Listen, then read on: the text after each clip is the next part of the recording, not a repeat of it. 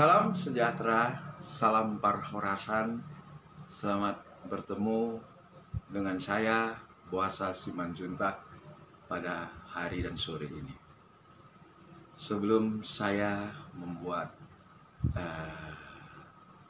cuap-cuap saya melalui siaran live pada hari ini di media sosial Facebook, saya sampaikan terlebih dahulu, silahkan Anda mau membuli saya, Anda mau mengatakan saya apapun, itu adalah hak Anda. Anda mau mengatakan saya penipu, itu adalah hak Anda. Anda mau mengatakan saya gadungan, itu juga adalah hak Anda. Dan saya berikan hak Anda untuk menjustis dengan komentar apapun yang Anda berikan kepada saya.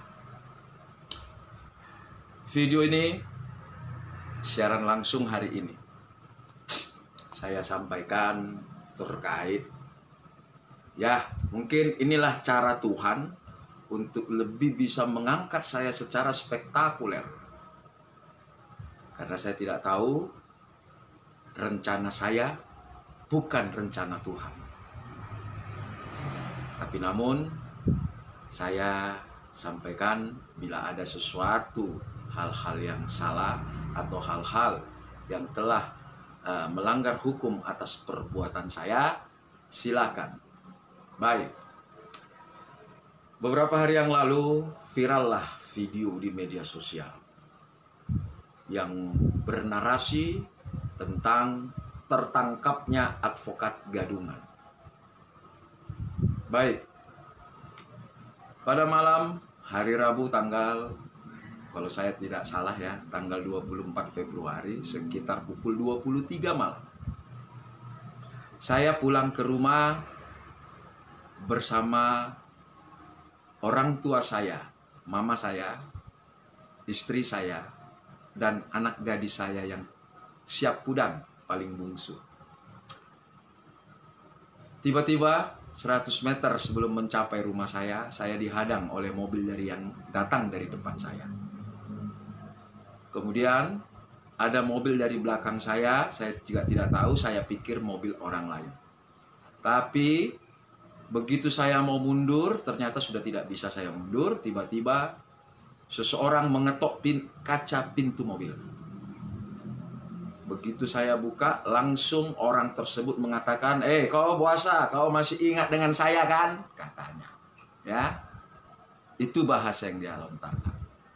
Nah, kemudian dia mencoba mau mengambil mobil. Tapi dia perlihatkan dulu surat kuasa.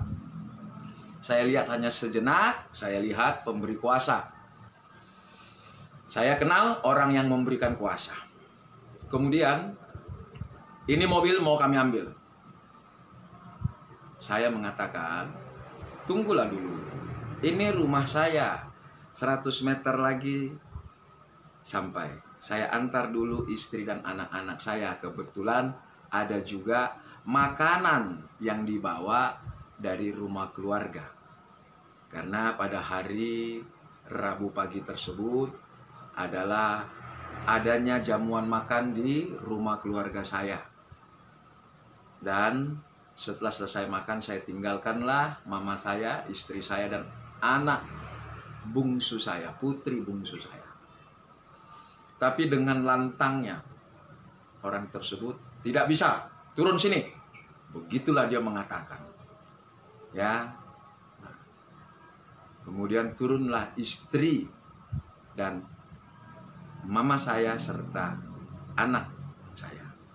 Begitu turun, mama saya langsung memegang kedua pipi saya dan mengatakan, "Amang, kembalikanlah mobil kalau memang ini yang mau diambil mereka. Jangan lakukan perlawanan. Ingat kami, ingat mamamu, ingat istrimu, ingat anak-anakmu." Nah, kemudian saat istri saya keluar, mama saya keluar, dan anak gadis saya keluar, anak siap pudan saya, anak bungsu saya, putri bungsu saya keluar, dan istri saya serta mama saya mengambil makanan dari bagasi belakang. Anak bungsu saya langsung memeluk saya dan menangis. Papa, kasih pulang mobilnya. Nah, kemudian bukan tidak bisa saya kasih mobil, tapi saya juga tidak tahu benar tidak ini mobil. Maka saya ikut di mobil. Dan juga setengah paksa dia mengatakan saya harus ikut. Di dalam perjalanan, ya, yang menghadang saya ini ada, kalau saya tidak salah, ada sekitar 2 atau 3 mobil, ya.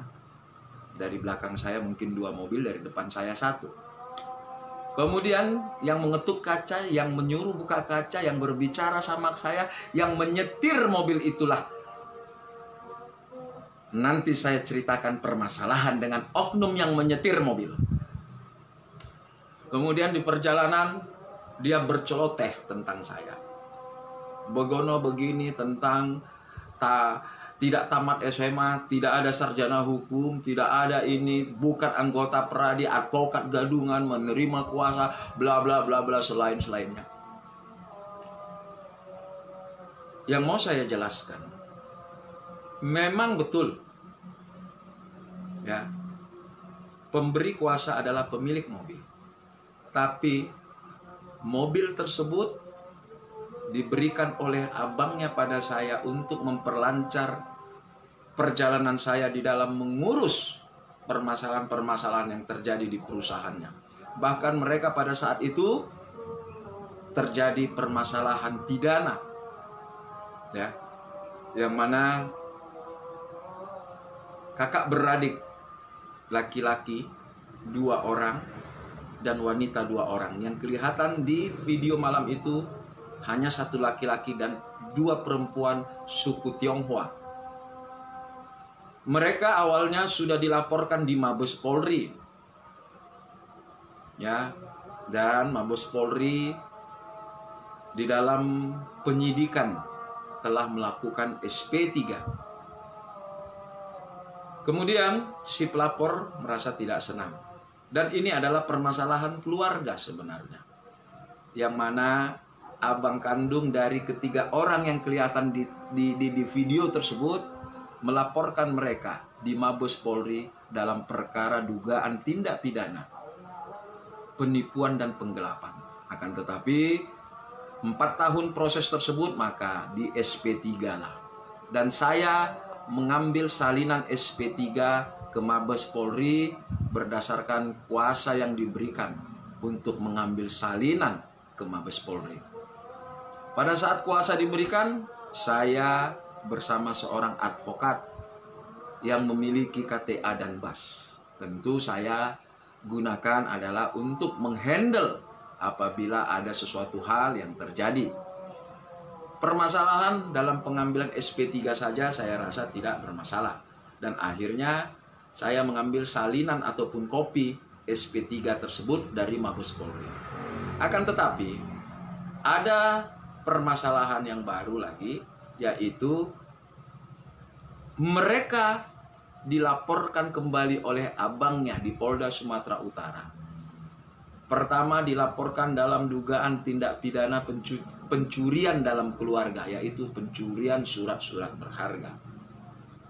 Kemudian 6 bulan kemudian mereka dilaporkan kembali oleh abangnya di dalam laporan polisi dugaan tindak pidana pasal 368, yaitu pemerasan dengan kekerasan.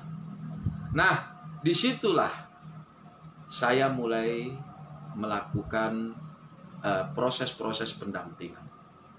Dengan adanya kedua laporan tersebut, yang saya terima adalah laporan dalam pendampingan pada saat dilakukannya konfrontir antara pelapor dan terlapor di Ditreskrim Polda Sumut, yang memakan waktu dari mulai jam 10 pagi hari Kamis hingga jam 10 pagi hari Jumat. Saya lupa waktu dan tanggalnya, tapi dokumentasi foto ada.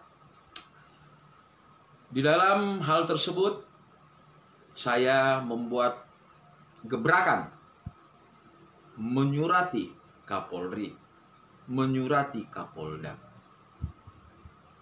Gebrakan-gebrakan yang saya lakukan ternyata membuahkan suatu hasil, yaitu laporan tentang dugaan tindak pidana pencurian dalam keluarga dihentikan penyidikannya. Maka hanya berproses laporan dugaan tindak pidana pemerasan dengan kekerasan yang disangkakan sebagaimana di dalam pasal 368.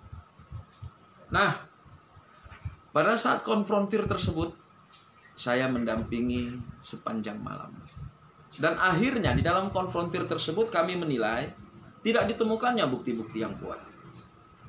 Akhirnya dialihkanlah ke Direktorat Reserse Kriminal Khusus Polda Sumut.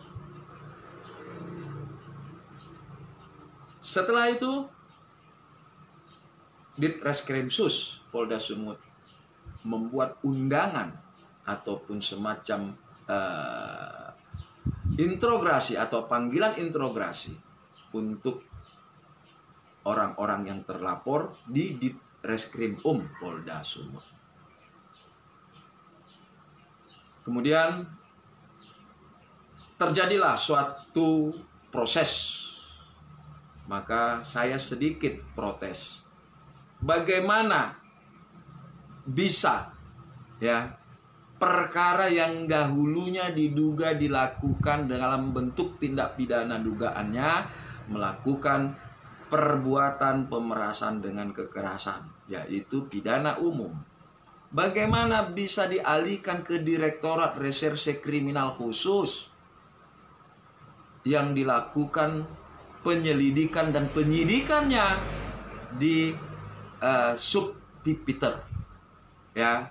Nah, kemudian saya juga merasa komplain, tapi namun saya hormati karena masih di dalam status penyelidikan ataupun undangan untuk introgasi.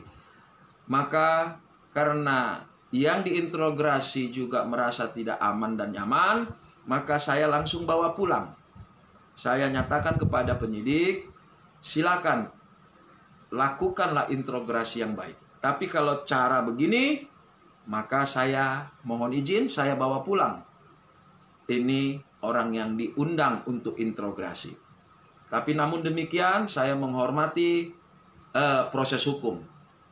Tingkatkanlah dari penyelidikan ke penyidikan, maka keluarkanlah surat panggilan. Nah, sejak itulah berproses penyidikan. Di dalam penyidikan, saya tidak ikut mendampingi. Karena apa? Karena saya merasa ada kuasa yang belum diperpanjang. Artinya kuasa tersebut pada saat itu adalah di Ditreskrimum. Itu dia. Nah, kemudian terjadilah suatu proses penyidikan. Orang yang dilaporkan oleh orang lain, abangnya melaporkan adiknya, maka kemudian adiknya pun melarikan diri. Yang hingga sampai saya live masih dalam status DPO. Nah, atas perlakuan semua, saya artinya dihubungi oleh terperiksa yang telah ditetapkan sebagai tersangka untuk melakukan pra-peradilan atas tindakan, atas proses penahanan mereka. Kemudian dilakukanlah pra-peradilan. Saya pertama sekali masih bertemu dengan abang mereka bertiga, yang pada saat itu pertemuan dia lakukan di Merdeka Walk. Di hadapan para pengacara-pengacara saya perkenalkan bahwa pengacara-pengacara inilah yang akan nantinya masuk sebagai advokat di dalam melakukan pra-peradilan. Maka pengacara-pengacara tersebut diterima sebagai kuasa hukum melakukan pra-peradilan, dan saya tidak termasuk. Akhirnya pra peradilan tersebut pun kalah. Ya, kalah, tentu prosesnya dilanjutkan ke pokok acara. Proses demi proses berlangsung, maka sampailah ke tangan Kejaksaan Tinggi. Dan akhirnya P21, maka dilakukanlah penahanan dan pengiriman tersangka. Nah, di dalam pembelaan, ya, di dalam pembelaan mereka meminta juga petunjuk. Saya nyatakan juga, saya sampaikan, ada pengacaranya. Bagaimana kalau pengacara yang melakukan pra peradilan tersebut kita pakai kembali? Nah, maka terjadilah pemberian kuasa kepada pengacara yang melakukan pra peradilan, yang melakukan kuasa atas yang diberikan kepada para pengacara untuk melakukan pra peradilan.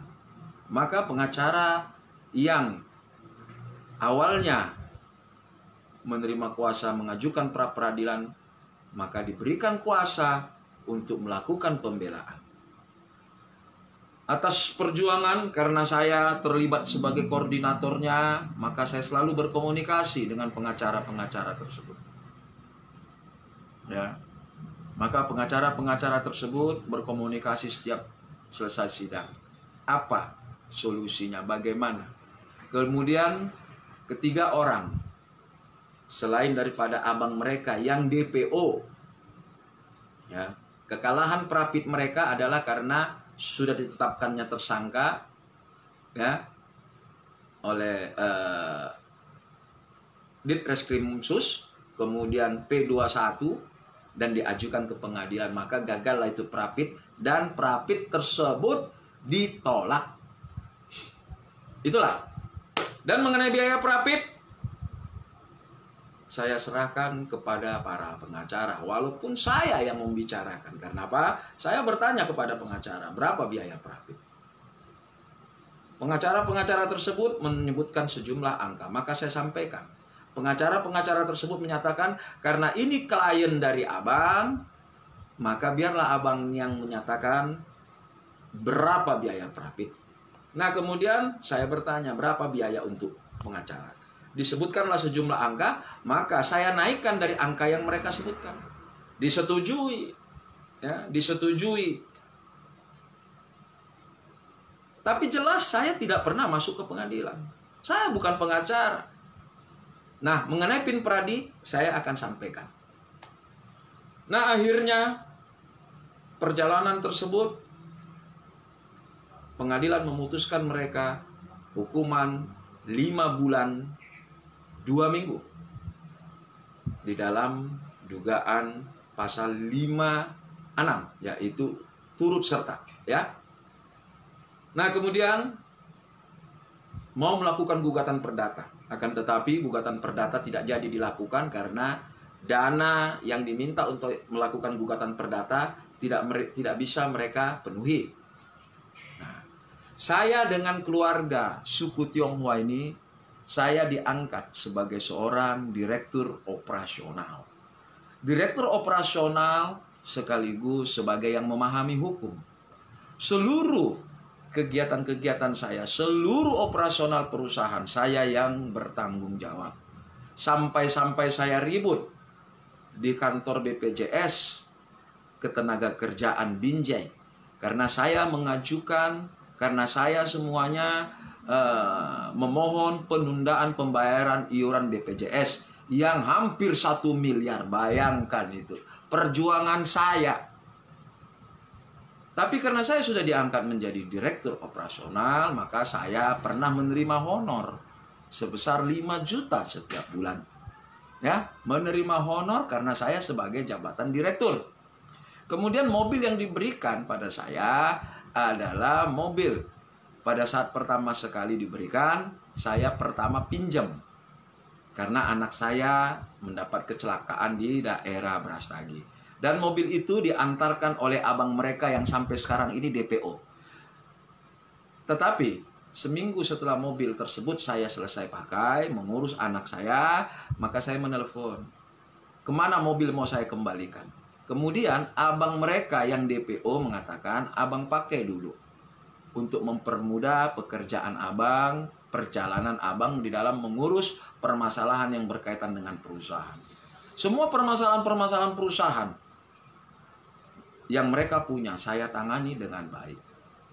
Setiap kali ada laporan kepada saya adanya isu yang mau didemo perusahaan tersebut oleh buruh-buruh yang bekerja di perusahaan tersebut, saya antisipasi dan mereka selalu bertukar pikiran. Kemudian saya diserahi tugas untuk melakukan penagihan kepada PT Astra, yang mana sampai detik saya live ini memang saya tidak mengetahui apakah PT Astra sudah membayar kepada mereka. Saya juga tidak mengetahui karena tagihan tersebut sebesar lebih kurang hampir 500 juta. Nah, hal ini tidak menjadi masalah pada saya. Kalau sudah dibayar, itu pun syukur. Artinya ada bentuk hasil daripada kerja saya sebagai direktur operasional. Kalaupun saya dinyatakan sebagai direktur hukum, apakah saya merugikan Pradi? Apakah saya menyatakan advokat? Itu dulu. Ya. Nah, kemudian permasalahan-permasalahan perusahaan tiap hari ada saja. Bahkan sampai pemutusan listrik di perusahaan, di pabrik tersebut, saya juga yang menangani. Nah, walaupun akhirnya aliran listrik ke pabrik tersebut diputus, tetapi ada jenjang waktu beberapa lama. Karena saya terus berusaha untuk bagaimana bernegosiasi dengan pihak PLN agar tidak memutus, agar mau menerima pembayaran dengan cara cicil. Akan tetapi PLN tidak bersedia melakukan ataupun menerima pembayaran iuran tagihan rekening listrik secara cicil. Oke, akhirnya diputuslah. Dan kemudian beberapa saat kemudian disambung. Oke. Kemudian ada oknum perusahaannya. Ya, sales perusahaannya yang menggelapkan uang ratusan juta. Ya. Saya kejar, saya diberi tugas. Selesai. Dibayar atau tidak dibayar saya juga tidak tahu, tetapi sales dari perusahaan tersebut, setelah dia tahu saya tangani, maka sales tersebut mendatangi pemilik perusahaan dan berjanji mau membayar. Itu saja. Artinya saya dimanfaatkan betul oleh perusahaan ini. Ya, padahal honor yang saya terima setiap bulan 5 juta akhirnya berkurang tiap bulan. Berkurang. Dan sampailah saya tidak pernah menerima honor lagi.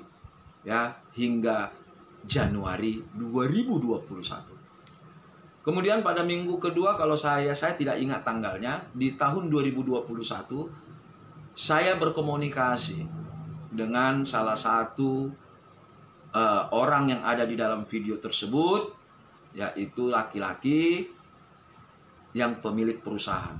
Saya bilang, bagaimana Bang? Apakah saya tidak dapat THR? Kemudian karena apa? Saya, ya, sebelum saya berbicara THR, ada tugas yang diberikan kepada saya, yaitu menagih tagihan kepada PT Nindya Karya sebesar 592 juta. Yang dibayar pun oleh PT Nindya Karya pada tanggal 23 Desember 2020 adalah atas kerja saya. Tapi saya tidak diberitahu. Dan banyak yang dibohongi pada saya. Karena apa? Pemilik perusahaan, pemilik pipa mengatakan kalau nanti itu terbayar, kita kasih sedikit ucapan terima kasih. Tapi sampai detik ini saya tidak menerima ucapan terima kasih untuk saya berikan kepada pihak oknum-oknum yang telah membantu saya. Tapi namun itu tidak masalah. Kemudian saya mengatakan, kalau sudah bayar, kalau begitu, bolehlah saya terima THR. Maka pada pertengahan Januari 2021 saya datang ke kantor perusahaan di Jalan Asia. Dan saya bertemu dengan pemilik mobil yang wanita. Kemudian saya mengambil THR dan saya tanda tangani pengambilan THR tersebut sebesar 5 juta. Memang betul ada permintaan dari pemilik mobil, dia mau meminta mobilnya kembali. Tetapi saya mohon izin. Ya, saya mohon izin bahwa saya berhubung ada janji pertemuan di Balige Setelah selesai balige, maka saya akan pulang dan pemilik mobil tersebut menyatakan, kita tukar mobilnya karena dia tidak bisa bawa yang manual. Terus saya bilang, saya juga tidak bisa sebenarnya membawa yang manual. Tapi namun demikian pun nanti setelah saya pulang dari balige, kita bicarakan. Nah, saya jadi bingung. Tiba-tiba kok mereka mengatakan saya menggelapkan mobil 2 tahun. Bingung saya. Keterlibatan saya di dalam menangani masalah-masalah mereka yang terkait dengan hukum hanya sebatas non-litigasi. Terus saya tidak pernah mengatakan saya ini advokat. Saya tidak pernah mengatakan saya ini anggota Peradi. Tapi apakah hanya karena memakai PIN Peradi, maka saya bisa dikatakan atau secara tidak langsung saya ini anggota Peradi? Kan tidak. Ya, tidak. Itu dulu. Nah, setelah selesai, itulah kronologisnya saya berada di perusahaan ini. Di dalam perjalanan membawa saya dipersekusi habis-habisan oleh oknum yang menyetir. Kenapa? Saya sampaikan. Karena ada permasalahan yang tidak enak kepada sang oknum yang menyetir. Karena beberapa di tahun 2021, dia diperkenalkan oleh seseorang advokat kepada saya untuk mengurus BAS, untuk mengurus KTA, untuk mengurus PKPA, untuk mengurus upah. Ya, dia meminta sejumlah angka sebesar 90 juta. Tapi karena saya berpikir dan ada masukan bahwa ini akan menjadi permasalahan, maka saya tidak jadi mengurusnya. Kemudian dia berupaya untuk bagaimana saya mau. Dia turunkan harga menjadi 70 juta. Tapi juga saya tidak mau. Disitulah dendamnya yang membawa mobil tersebut kepada saya. Saya tidak pernah bilang saya pengacara. Saya tidak pernah bilang Peradi, anggota Peradi. Ya. Ini yang mau saya sampaikan, gitu loh. Permasalahan-permasalahan dia sebut tentang Prapit itu boleh tanya. Saya tidak pernah menerima kuasa Prapit. Saya tidak pernah menerima kuasa Prapit. Saya tidak pernah menerima kuasa litigasi yang sampai masuk ke pengadilan. Dan saya tidak pernah mengatakan saya ini advokat ataupun pengacara. Saya selalu mendampingi orang-orang yang membutuhkan. Terkadang tanpa surat kuasa. Banyak masyarakat yang saya bantu tanpa 1 rupiah pun saya kutip. Sampai setiap pengacara yang berkumpul sama saya setiap sore mengatakan pada saya, kenapa abang terlalu gampang memberi bantuan? Ya paling tidak ambillah kuasa biar dapat teken kuasa kita. Paling tidak 3 juta, 5 juta. Saya hanya tertawa mendengar omongan oknum-oknum pengacara yang demikian. Karena saya tahu masyarakat yang datang itu adalah masyarakat miskin, yang butuh pertolongan, yang butuh uluran tangan dan bantuan dari saya, yang mereka anggap saya mampu menyelesaikannya di tingkat penyidikan di kepolisian. PIN Peradi yang saya peroleh juga diberikan oleh anggota Peradi. 2 orang anggota Peradi memberikan PIN kepada saya, PIN Peradi. Saya bertanya, untuk apa ini diberikan? Mereka mengatakan tidak apa-apa. Ya, tidak apa-apa. Abang baru pakailah, abang pakailah. Ketua pakailah PIN ini supaya menambah sedikit kewibawaan. Itu. Ya. Disitulah PIN Peradi itu ada pada saya. Dan saya tidak pernah mengatakan advokat. Setiap orang yang datang pada saya itu berawal berkenalan, chatting-chattingan di inbox messenger. Menceritakan permasalahan hukum yang dia terjadi. Tapi namun saya juga bisa menilai permasalahan hukum ini mampu tidak saya selesaikan. Kalau tidak mampu hingga harus berujung ke pengadilan, maka saya tidak mau. Dan saya kepada setiap orang yang mengatakan tidak pernah mengaku advokat, tidak pernah mengaku saya sebagai pengacara. Tapi mungkin karena saya sering memakai PIN Peradi, mungkin ya mereka saja yang menganggap saya pengacara. Bahkan PIN Pradi itu saya diberi oleh anggota Pradi. Itu sejarahnya, itu historisnya. Ya saya pikir juga ya ada baiknya juga seperti keterangan mereka supaya ada kewibawaan sedikit. Kalau masalah nanti ke pengadilan kami bang, kami Amang Boru. Itu jawab pengacara-pengacara itu. Yang penting Amang Boru ada memberikan perkara kepada. Jadi banyak perkara-perkara yang saya berikan kepada pengacara. Banyak uang yang saya berikan kepada pengacara-pengacara. Bahkan nanti akan saya kembangkan di dalam cerita ini. Ada masyarakat miskin yang berproses hukum dilaporkan di dalam tindak pidana perkelahian anak. Menyampaikan itu pada saya.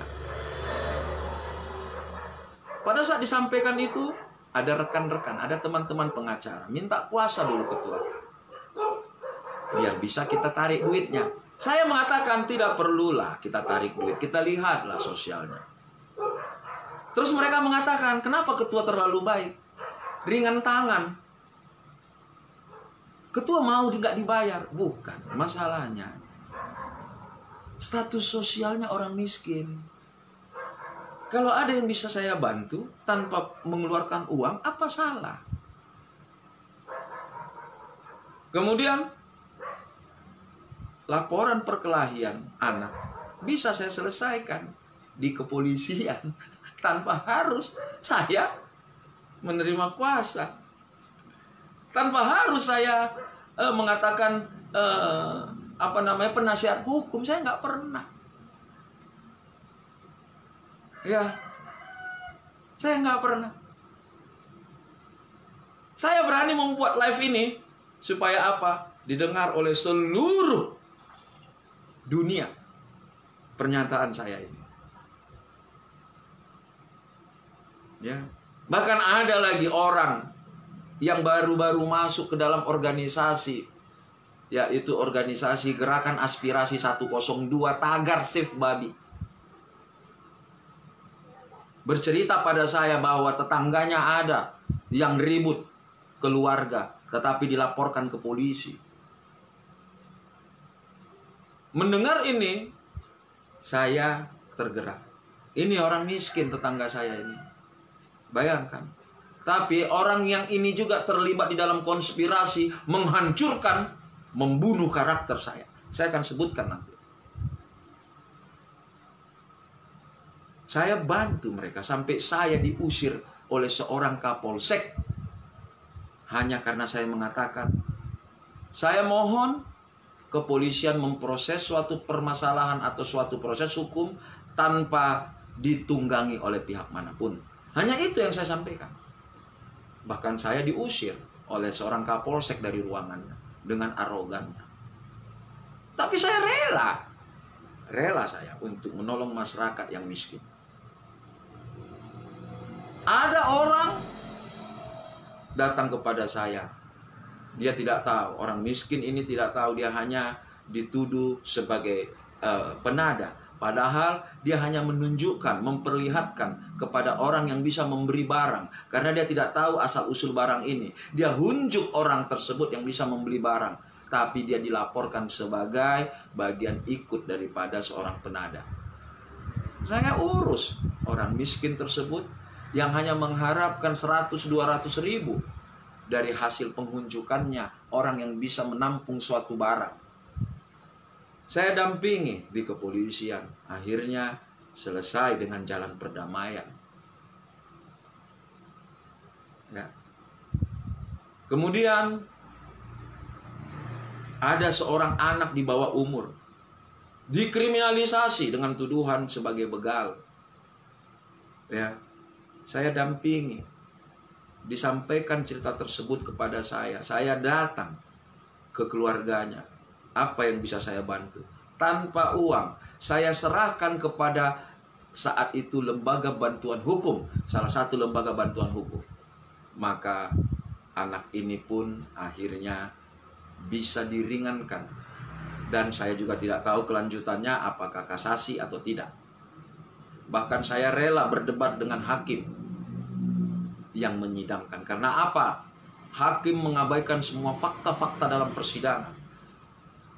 Yang mana saksi korban sudah melihat tersangka mengatakan bukan tersangka ini pelakunya, bukan anak ini. Tetapi hakim ngotot menjatuhkan vonis, kalau saya tidak salah itu 2 tahun. Nah, pembelaan demi pembelaan terhadap anak ini saya lakukan terus. Ya. Akhirnya terbebaskanlah ini anak. Saya bekerja tanpa uang.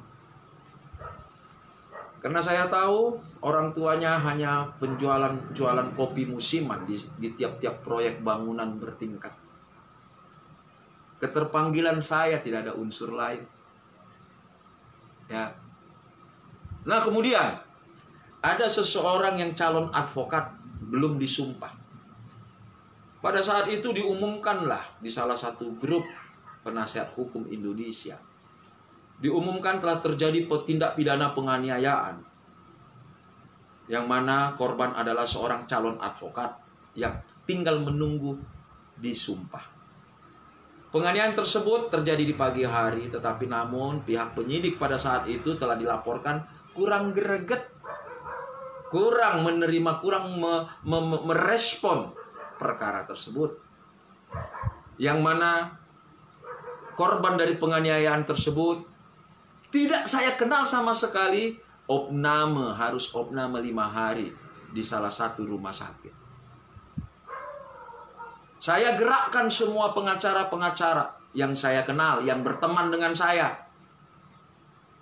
Saya pimpin pengacara-pengacara tersebut untuk mendatangi tempat proses laporan yang dilakukan oleh korban di salah satu sektor kepolisian. Akhirnya kepolisian memproses itu secara benar.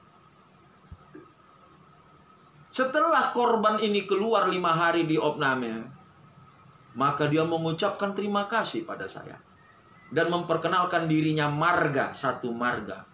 Begitu dia perkenalkan diri satu marga, semakin timbul saya punya rasa hormat. Ya, semakin timbul saya punya rasa hormat terhadap marga yang dia sebutkan. Maka terjalinlah komunikasi yang baik. Sampai akhirnya berproses saya yang mengantarkan pengaduan masyarakat ke Mabes Polri tanpa mengutip dana dari dia. Saya meminta untuk dilakukan gelar perkara dengan kawan-kawan pengacara. Dilakukan gelar perkara, tapi namun saya tidak tahu ujungnya apakah sudah berdamai atau tidak. Kenapa? Kuasa yang kepada pengacara-pengacara dia cabut. Diberikanlah kuasa kepada pengacara dari bantuan hukum salah satu organisasi advokat. Nah, dengan terjadinya itu saya pun berteman, berhubungan baik karena saya bagaikan keluarga. Ya. Terjadilah aksi damai Save Babi. Inilah awalnya. Mirislah saya melihatnya, ternyata dari informasi orang yang saya tolong yang dianiaya inilah otak yang saya duga berdasarkan informasi. Jadinya saya menduga orang yang saya tolong inilah pada awalnya yang berada di belakang ini semuanya. Dan termasuk ada salah satu wanita, Boru Simanjuntak. Dialah juga yang saya duga bermain di dalam ini. Saya nggak tahu apa salah yang saya buat. Banyaknya masyarakat yang mengirimkan surat ke Peradi mempertanyakan keberadaan saya dan dijawab, memang betul saya bukan anggota Peradi. Tetapi masyarakat yang bertanya itu adalah bagi saya yang telah saya keluarkan dari ini belum jadi organisasi ya. Tidak ada saya jelaskan organisasi Save Babi. Yang ada itu adalah organisasi Gerakan Aspirasi 102. Dari awal saya sudah dihantam prahara oleh mereka-mereka yang mempunyai pikiran-pikiran buruk. Oleh mereka-mereka yang mau mengambil kesempatan untuk memanfaatkan malapetaka peternak-peternak babi yang banyak babinya bermatian untuk mengambil uang. Bahkan saya cegah. Saya sebagai penghalang bagi mereka. Karena apa? Saya dari awal mengatakan, saya tidak akan pernah menyusahkan orang, apalagi orang tersebut masyarakat miskin. Demikian yang saya sampaikan. Masyarakat-masyarakat yang mempertanyakan keberadaan saya di Peradi adalah hanya mereka-mereka yang ikut di dalam membantu gerakan aksi tagar Save Babi. Mereka-mereka yang mempunyai pikiran-pikiran jahat yang saya duga mau mengambil hak-hak peternak babi. Dan perlu saya tegaskan, saya hanya memikul beban yang telah mereka buat. Tanpa sepengetahuan saya, mereka menyampaikan kepada masyarakat peternak, yaitu melakukan gugatan class action. Pada awalnya mau mengambil uang sebesar Rp300.000 untuk satu kuasa dari satu peternak babi. Bayangkan berapa banyak uang yang mau mereka ambil dari lebih dari 80.000 peternak babi.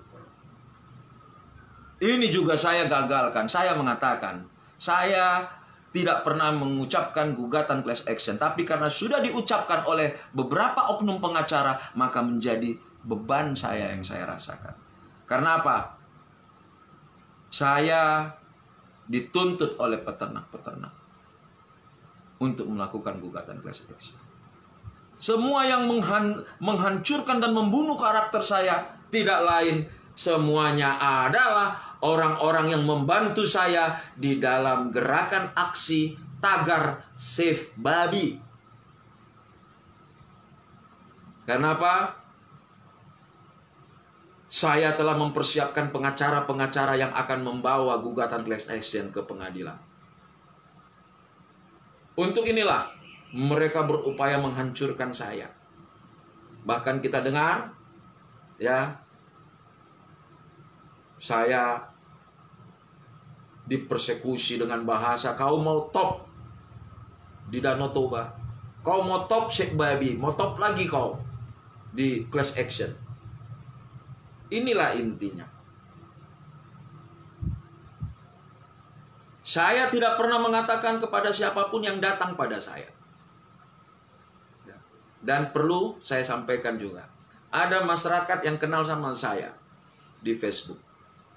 Masyarakat ini melakukan messenger, hormat kepada saya dan ingin bertemu, menceritakan permasalahannya. Permasalahannya bahwa rumahnya, hak miliknya akan dieksekusi oleh tim eksekutor Mahkamah Agung, yaitu pengadilan. Begitu disampaikan cerita pada saya, kemudian saya surati Kapolrestabes Medan. Ya, saya surati. Ya, syukur, puji Tuhan. Hanya cukup dengan surat saya saja. Saya tidak tahu kelangsungannya. Dan sampai saat ini saya dengar informasinya, belum terlaksana eksekusi tanah dan bangunan tersebut. Artinya mereka masih tinggal di situ. Saya tidak mengambil Rp1 pun. Ya, alangkah bodohnya saya. Saya bodoh. Saya orang paling bodoh. Saya orang yang sok kaya, sok punya uang. Menolak. Bukan gak bisa saya lakukan pemerasan. Bisa. Sangat bisa.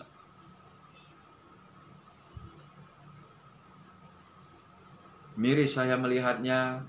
Saya dibunuh karakter saya. Dan dengan narasi sudah tertangkap advokat gadungan.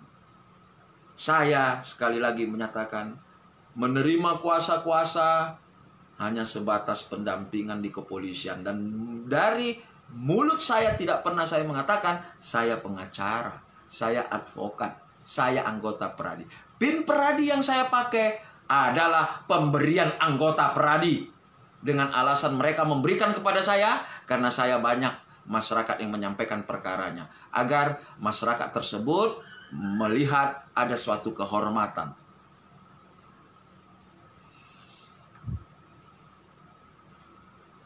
Inilah yang saya terima. Dan bahkan dengan adanya video viral tersebut, beberapa hari yang lalu banyak yang membuli saya. Saya hanya tertawa mendengar. Tapi terima kasih Tuhan, saya hanya menganggap bahwa cara Tuhan tidak sama dengan cara saya. Maksud Tuhan tidak sama dengan maksud saya. Saya dihancurkan, dibunuh karakter saya hanya menganggap ini adalah cara Tuhan untuk lebih bagaimana saya melakukan perbuatan-perbuatan sosial. Karena apa? Tentu Tuhan akan memberikan jalan, menggerakkan orang-orang semua untuk menolong dan membantu saya. Saya beranikan membuat siaran live ini adalah untuk menyampaikan suatu penjelasan yang sebenar-benarnya. Sekali lagi, kalaulah ada saya merugikan masyarakat, silakan lakukan proses upaya hukum, laporkan saya. Kalau memang saya telah merugikan masyarakat dengan menjual-jual diri sebagai advokat, pengacara. Tetapi sekalipun saya tidak pernah mengucapkan saya advokat, saya pengacara, saya penasihat hukum, saya tidak pernah mengatakan demikian. Memang saya akui, saya mempunyai sejumlah kemeja. Karena kemeja favorit saya berwarna putih. Seluruh kemeja favorit, seluruh kemeja saya ada lebih kurang 40 kemeja putih saya yang setiap hari saya pakai. Tetap saya buat nama. Dan di bawah nama tersebut adalah tetap sebagai legal advisor. Bukan pengacara. Bukan saya buat lawyer. Tidak. Tidak ada yang mempertanyakan apa itu legal advisor. Apakah itu pengacara? Kenapa saya tidak membuat lawyer? Karena saya tahu kapasitasnya. Terus kenapa saya tidak mau mengurus PKPA, upah, bahkan pelantikan? Karena saya tahu ini bermasalah. Apalagi saya dimintai dana sejumlah 90 juta. Saya tahu yang salah. Dan inilah dendamnya yang mengemudi mobil itu. Karena apa? Pada saat dia mengetuk kaca mobil saya, dia begitu saya buka langsung dia katakan, "Kau masih kenal sama saya?" Saya hanya mengatakan, "Kenal," saya bilang. Itulah dendamnya. Tetapi dendamnya itu hanya provokasi, ya, diprovokasi orang dan mengungkit-ungkit tentang permasalahan advokat. Dan dinyatakanlah saya advokat gadungan, anggota pradi gadungan. Kenapa? Ya mungkin bisa-bisa saja mereka dihasut. Tapi namun begitu pun yang menyetir mobil itu memang merasa benci dan dendam pada saya. Karena saya tahu perilakunya. Dia mau coba-coba memperdaya saya, mengurus PKPA saya, mengurus upah saya, mengurus bas saya dengan sejumlah angka sebesar 90 juta. Dan dia itu yang membawa mobil itu juga diperkenalkan oleh seorang advokat. Yang memperkenalkan saya adalah orang yang saya bantu terkapar dianiaya, yang dirawat tadi yang saya ceritakan selama 5 hari. Orang tersebut yang memperkenalkan saya pada orang yang menyetir mobil tersebut. Dan bahkan saya dituduh lagi memeras seorang ibu Boru Manulang, Ito Boru Manulang, Pariban Boru Manulang, memerasnya dalam perkara persekusi. Padahal 1 rupiah pun saya tidak melakukan dan tidak pernah menerima apapun. Bahkan saya menyampaikan pengumuman dompet kepedulian. Dan banyaklah bantuan-bantuan masuk langsung ke rekening daripada Ito Boru Manulang, Inang Boru Manulang, Tante Boru Manulang, atau Pariban Boru Manulang, yang dipersekusi oleh gerombolan ormas rasis beberapa waktu lalu di suatu daerah di salah satu kabupaten di Sumatera Utara. sedih. Inilah cara mereka untuk menghancurkan. Dan sebenarnya yang saya sampaikan secara live ini, banyak yang saya lakukan pembelaan-pembelaan. Bahkan ada orang yang tidak saya kenal hanya karena Boru Simanjuntak di Facebook menceritakan permasalahannya bahwa suaminya adalah berprofesi sebagai driver ojek Grab, kemudian bermasalah ditangkap membawa penumpang, ternyata penumpang yang membawa narkoba, akhirnya suaminya tersangkut. Ya, Boru Simanjuntak ini mencoba menghubungi saya dan saya terima dengan baik. Kemudian begitu dia sampaikan permasalahannya, saya langsung turun dan menyatakan kepada pihak kepolisian yang menahannya. Saya hanya mempertanyakan kepada kepolisian, kalau benar ipar saya ini terbukti sebagai komplotan, ya, sebagai komplotan bandar narkoba, keluarkan surat perintah penangkapan ataupun surat perintah penahanannya. Jangan kalian tahan-tahan di sini tanpa status. Sudah 3 hari ditahan ipar saya ini di sini tanpa status kejelasan apapun, tidak ada surat perintah penahanan apapun. Tetapi puji Tuhan, dengan adanya rasa keberatan yang saya sampaikan, akhirnya suami daripada Ito saya yang tidak saya kenal, hanya karena saya tahu dia punya marga Boru Simanjuntak, maka 1 jam kemudian dibebaskan. Puji Tuhan, saya tidak ada mengambil 1 rupiah pun. Padahal kalau mau dihitung, berapa bensin yang saya habiskan, berapa jasa yang mau dibayar kepada saya. Saya juga tidak tahu, inilah pembunuhan pribadi saya, karakter saya yang dilakukan. Sekali lagi saya sampaikan, apabila ada masyarakat yang saya rugikan, ada masyarakat yang saya peras, silakan buat pengaduan. Saya siap menghadapi seluruh resiko akibat perbuatan saya bila bisa dibuktikan saya melakukan tindak pidana apapun.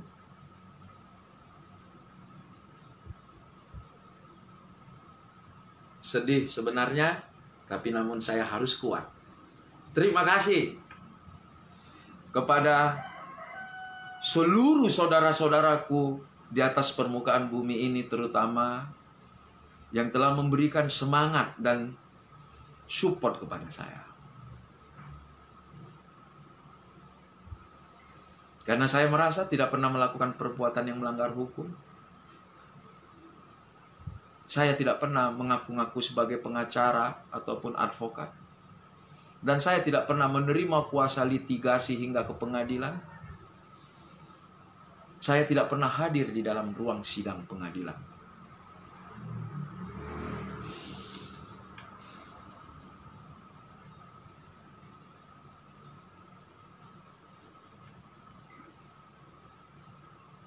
Ya, siaran langsung ini saya buat juga.